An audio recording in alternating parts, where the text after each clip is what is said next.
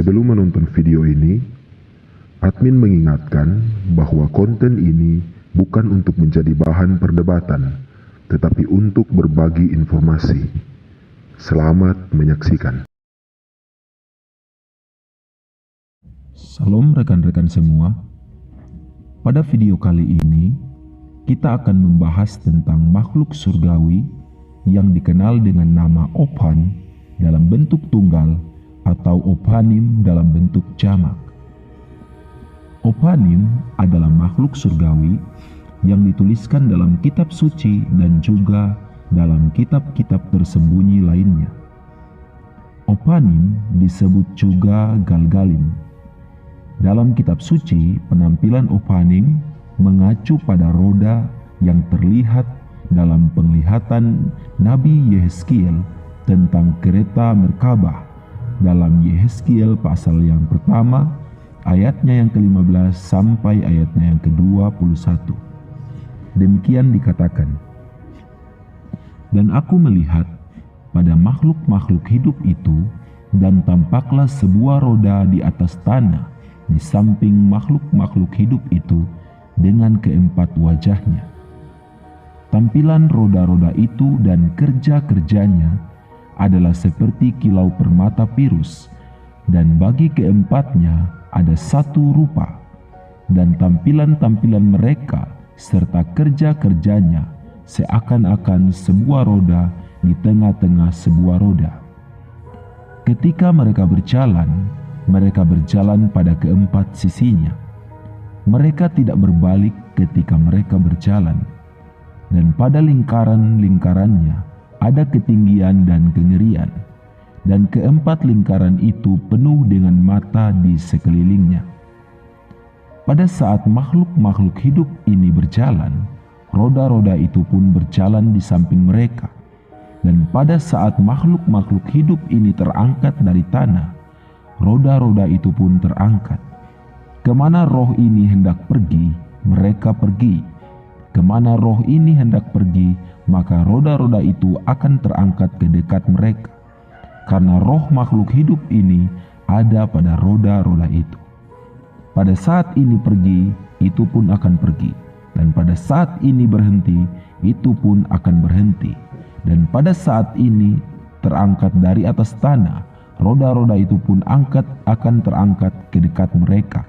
Karena roh makhluk hidup ini ada pada roda-roda itu. Roda-roda ini dituliskan juga dalam kitab Daniel pasalnya yang ke-7 ayatnya yang ke-9. Demikian dikatakan, "Aku melihat hingga takhta-takhta diturunkan, dan yang lanjut usia duduk. Jubahnya putih seperti salju, dan rambutnya seperti bulu domba yang bersih. Tahtanya seperti nyala api, roda-rodanya seperti api yang berkobar-kobar." Disebut juga sebagai Galgal atau roda Galgalin. Ophanim berkobar-kobar dalam nyala api yang membara.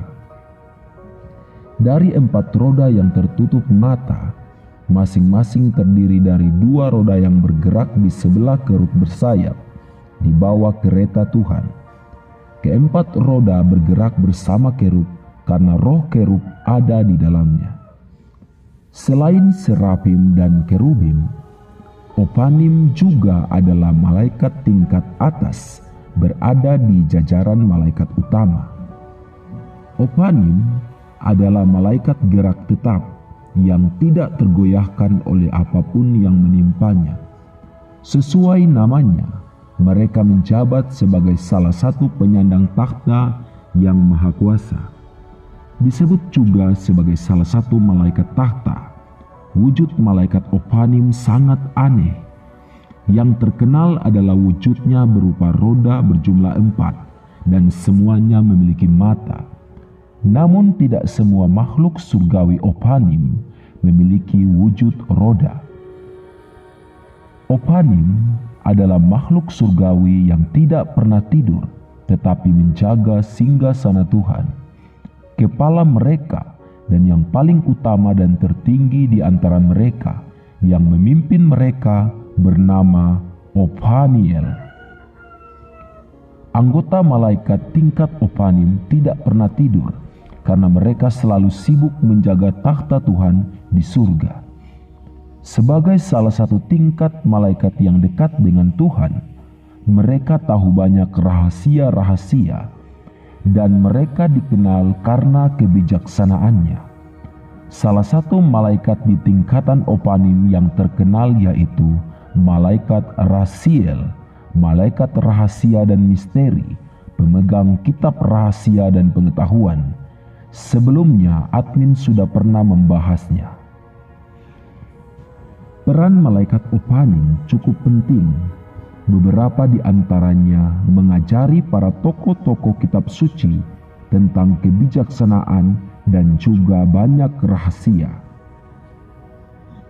Contohnya Adam dan Hawa yang menerima kitab pengetahuan dari malaikat Rasiel, salah satu malaikat dari tingkatan malaikat Opanim. Henok juga menerima pengetahuan dan banyak rahasia-rahasia yang tersembunyi dari tingkatan malaikat ini.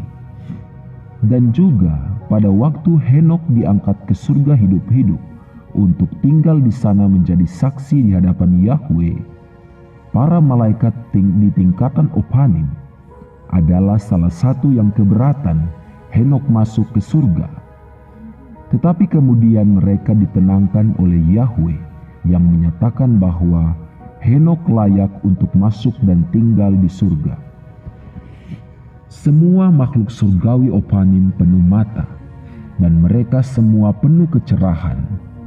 72 batu safir pada pakaian mereka di sisi kanan, dan 72 batu safir pada pakaian mereka di sisi kiri mereka. Dan ada 4 batu karbunkel pada setiap mahkota.